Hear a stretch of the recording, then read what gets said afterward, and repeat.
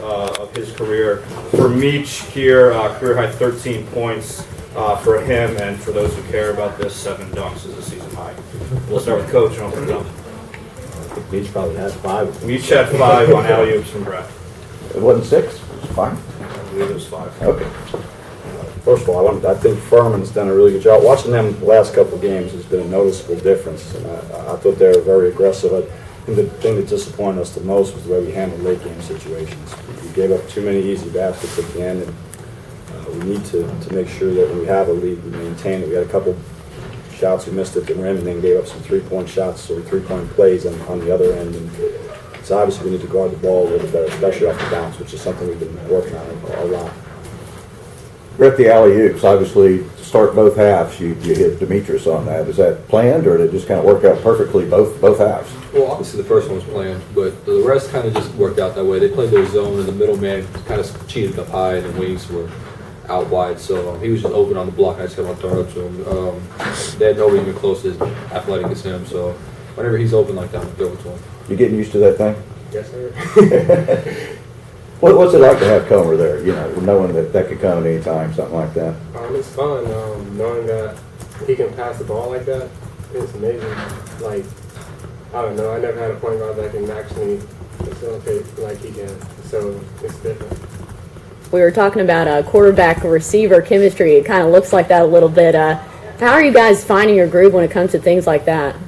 To be honest, this is the first game that I actually called more loss from him, and I think down the road it's just going to get better. Brett, you took over late. Did you kind of feel the need to do that, when they were making that crazy rally there toward the end? Honestly, they just kind of went to the man. They went man-to-man. We just ran our ball screen action, and every time I came off it, there was just nobody there, so I just took it. So that's just the only reason.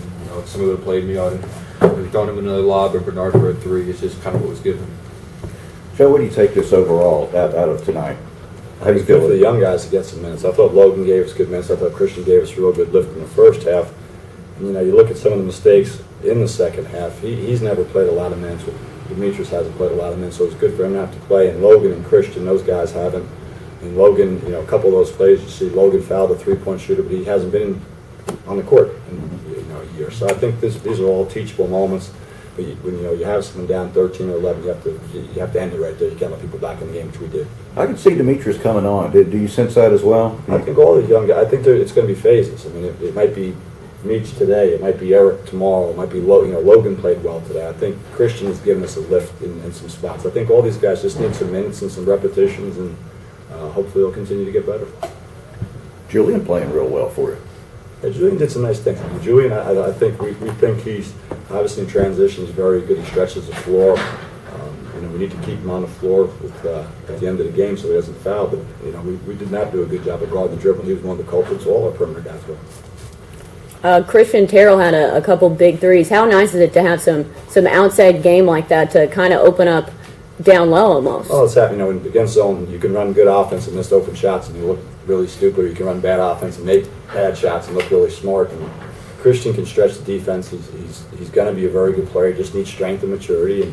But when he toes the ball up, when he toes the shot up, you feel pretty good about it. And, he kept us active in the first half, especially. And you really need that from him, don't you? I mean, without Phillip and stuff, obviously you're a little limited on your outside shot. Yeah, and you look statistically, we're shooting 39% going into the game. He's a good reason because of that.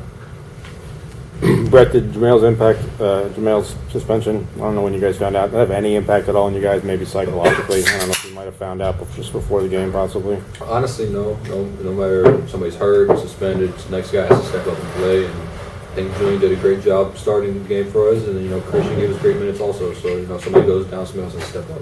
Joe, I know you can't comment about what happened, but just obviously I would assume just disappointed for some sort of a issue that would cause a longer suspension than the first time with Jamel. It is disappointing. But we're going to hold guys accountable for their actions, and we've got good players, we've got good guys. I think people have to look at it as an opportunity for someone else to get some minutes. That's why we'll view it, and we'll move on down the road. Was it the same mistake again? I mean, did he not learn from the first time? I hope, if I could figure out what 18 to 22-year-olds are thinking, I'd write a book, and I'd be living on the beach, not doing much of anything, to tell you the truth.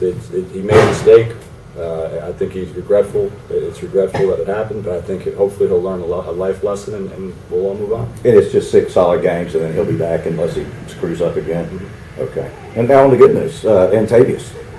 We're excited about Trey, and I think what he does is he's different than some of our other young post guys. I think he's a big body, and I think he's a low. What he does is he'll allow Meach to do what he's able to do, Eric, but he can take the brunt of a blow like Nate.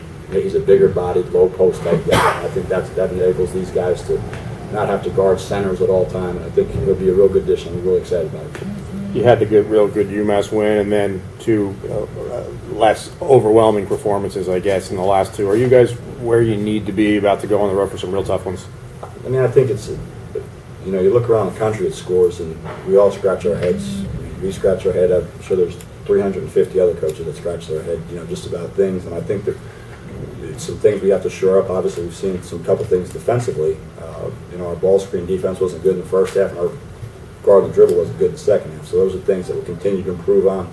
Then you just find out that, it's also good to see those young guys get some minutes, which down the road will hopefully pay off. And Brett, no disrespect to Furman, but is this as good a performance? A win's a win, but are you guys at quite the same level you were with some of those earlier, stronger wins, maybe? I just feel like, some games aren't going to go your way. And I just felt like, with this game, we didn't really play our best, but I think we grinded it out and pulled out a win. So whatever you got to do to win, I think that's what we need to do. Furman, they played a great game. Their guards got in the paint, and the big man worked out a little bit down there. And pulled it out, so that's all I worry about. Can Simmons start practicing right now? Yes. Okay. And that's a big help too as Yeah, well. it'll be good. I don't know what it'll be good for. What it does is it allows the other guy. It allows us not to wear our guys that are playing out, because we can use them on the scout team. And this time of the year, especially with guys like Brett. Meach needs the reps, but with guys like Brett, we don't need him on the practice court the entire time. So I think it allows these guys. It'll be another big body for them to play against and work, and be good for him to get back in here and get to play. Meach, are you getting stronger on the ball? Is that a point of emphasis? The coach is trying to get through you, just being tougher with the ball? Yeah, but the main thing is just to play with energy and keep running full. Doesn't get much easier. Iona on Tuesday. Got you by 18 last year. They're 6-3, and Arkansas, but Arkansas is the only team that really kind of whipped them this year. They went to Wake Forest, won at Wake Forest. They can score. English can score the best of them. They play up tempo, as we know. I think that last year we made some mistakes, but they forced us to make some mistakes. And I think we've got some days, Sunday and Monday, hopefully, to get some preparation and get ready to go up to New Rochelle and play a little bit better. 86 points a game they're averaging. Oh, yeah, they great in transition, they're great in open court, a lot of isolation plays, and we've got some work to do. Brett, your thoughts on Iona? Obviously, they got you here last year. Obviously, English, I think I said who it is. He's a really good scorer. Obviously, he's leading the country in scoring. They want to push the ball down the court, and they get up a lot of shots, and they force you to try to force you to take quick shots also. So we need to get ready to prepare for that game, and hopefully go out there and get a win. And real quickly, Joe, we may not see you that much. We can City of Palms and everything else going on. Your thoughts on Pitt? Xavier and then Pitt. You've got two great programs. Chris has done a really good job with Xavier. They've been good for the last 25 years, and Jamie has followed up with what Ben started at Pitt, and they're always going to be physical. They're always going to guard, and that's a tough road trip. But I think it's a good experience for our guys. Be two great environments. Xavier has about as good a college basketball environment as there is, and Pitt has a great environment. So we've got some time when we come back from Christmas to get ready for those guys. How much of a barometer is those three games for your team, and is it nice to have that kind of stretch early on in your season? Well, yeah, I think one of the things with those is it's hard to schedule to begin with, and then playing those games, I think it's an opportunity for us to find out what some of the things we need to get better at just before we go into league play. And we only have one more home game before we start league play, so I think those will be an opportunity to play in tough road environments and prepare us for the league. And Brett, how nice would it be for the program to get a win at Xavier or at Pitt? Well, I don't think we're going for an or. I think we're going for an and. So yeah. It'd be nice to get both of those. That's just what you want to do. You want to go out and win every game you possibly can. So no matter who it is, we want to get a win.